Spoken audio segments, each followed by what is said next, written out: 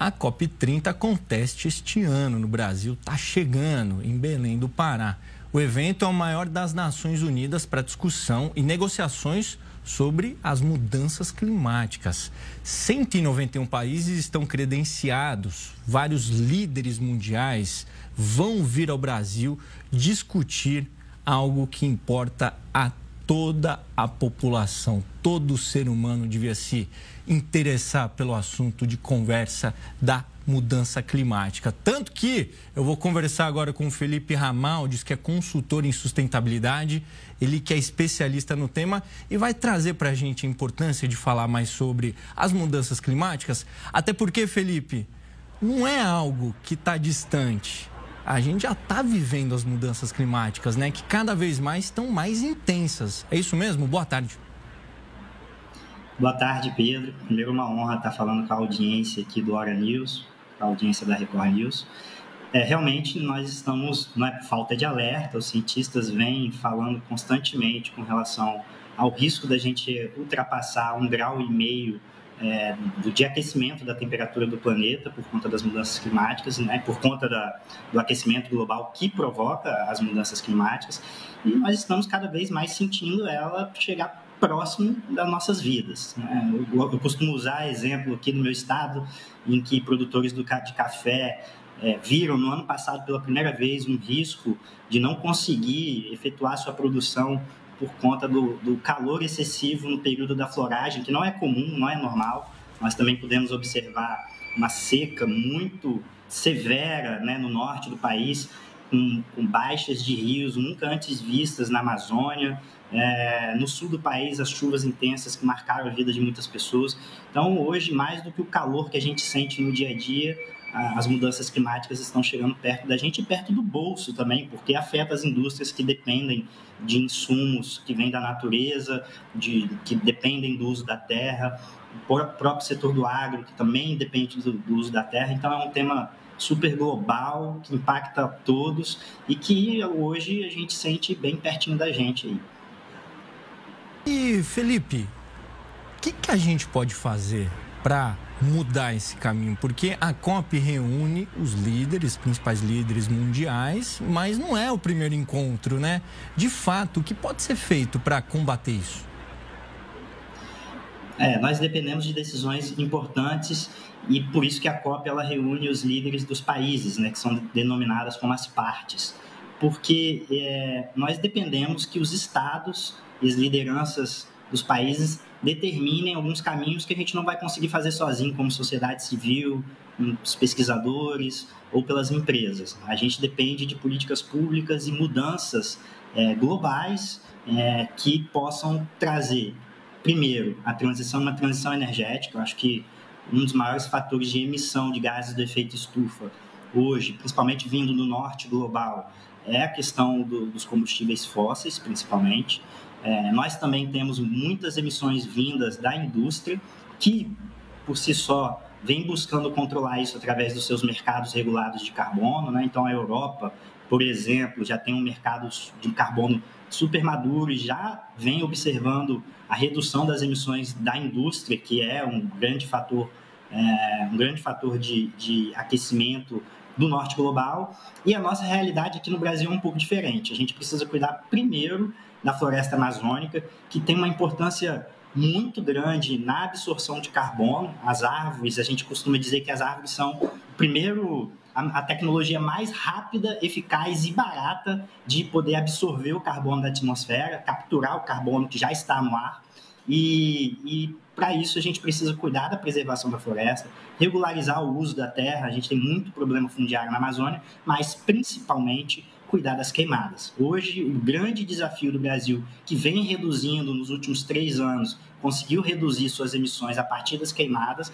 Esse é o nosso desafio. A gente precisa cuidar muito comando e controle na Amazônia, né, que é essa questão da fiscalização, essa questão de cumprimento da legislação ambiental. Nossa legislação é muito completa.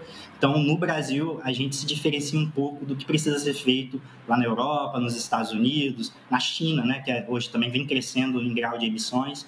Então, nosso trabalho gira no entorno aí dessas 3 linhas aí, sul e norte global. o norte global mais industrial e o sul mais cuidado com o uso da terra. E, por exemplo, a falta do governo americano, do governo federal, Donald Trump ou de outro representante que ele tenha enviado e não comitivas, né? Que nós sabemos que tem expectativa da comitiva lá da Califórnia, de governadores também que vão participar, mas não é o Donald Trump, não é o poder americano, que em outras palavras é o país que mais polui. A falta desse agente político na COP tira a força? Sem dúvidas, tira força, Pedro.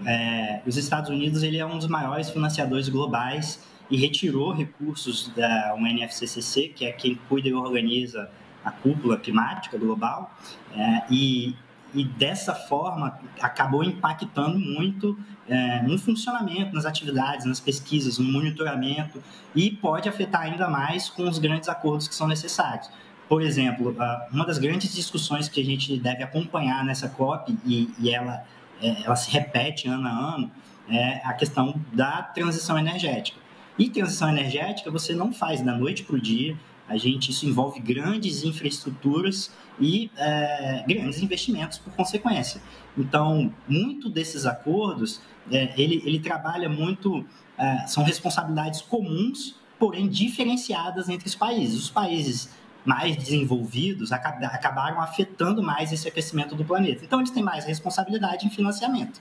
Então, a saída dos Estados Unidos, que é um dos maiores financiadores globais das discussões climáticas e dos acordos climáticos, ela impacta, sim, diretamente. Agora, por outro lado, a gente sabe que os entes subnacionais, organizações da sociedade civil, né? Então a própria Bloomberg, a Fundação Bloomberg fez uma grande cobertura de recursos com a saída dos Estados Unidos da UNFCCC.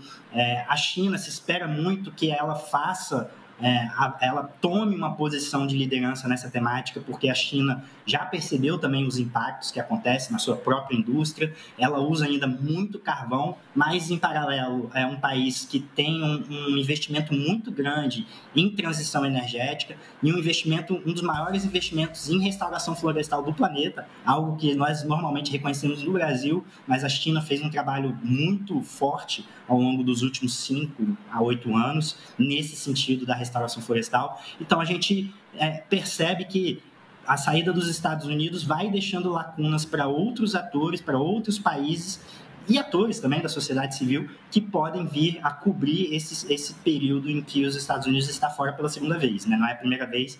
No primeiro governo do Trump, ele também saiu do Acordo de Paris. E, Felipe, por que é tão difícil a transição energética? Eu falo isso porque você vê a energia solar nas casas é algo fantástico. A energia vinda do sol, própria produção, a economia, menos emissão, enfim, só vantagem. Por que ainda não houve essa transição mais intensa?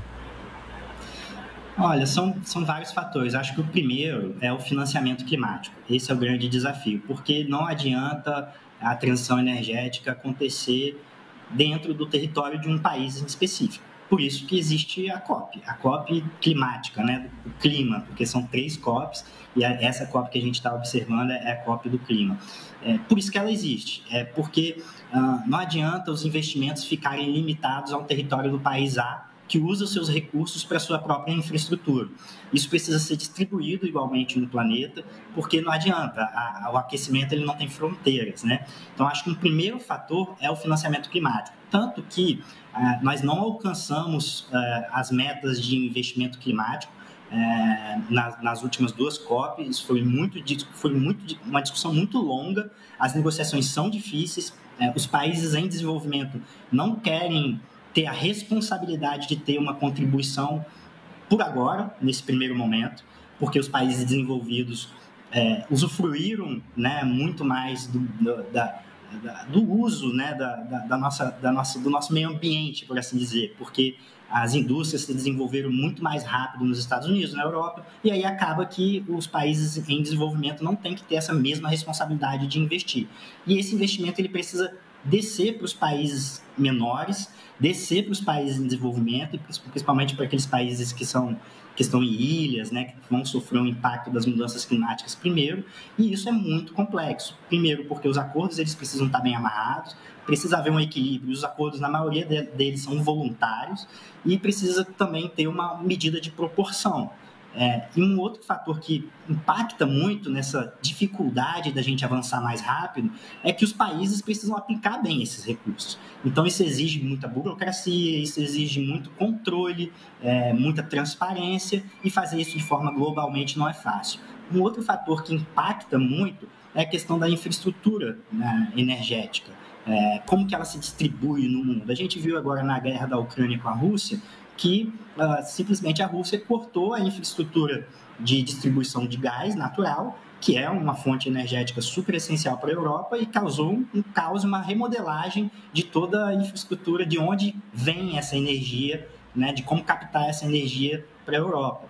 Então, se a gente parar para pensar, por exemplo, no petróleo, que é uma fonte de energia que está aí há mais de 100 anos, com estruturas que superam guerras, né, países em guerra negociam petróleo, né? A travessia dessa infraestrutura entre países, né? Então, são investimentos altos, em contrapartida, em detrimento da energia verde, da energia limpa, que são novas tecnologias, que elas acabam sendo mais caras, né? Elas não têm produção em massa o suficiente para poder atender todos os países, e tudo isso vai tornando os investimentos cada vez mais altos, e são investimentos que não trazem um retorno imediato que não seja salvar a humanidade da questão do aquecimento global.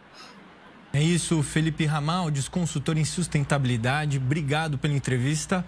O caminho é longo, mas tem caminho. Menos mal, né? Agradeço novamente. Tem caminho, Pedro, tem caminho. É isso. A gente vai conseguir. Vamos, torcida não falta. Até mais, viu?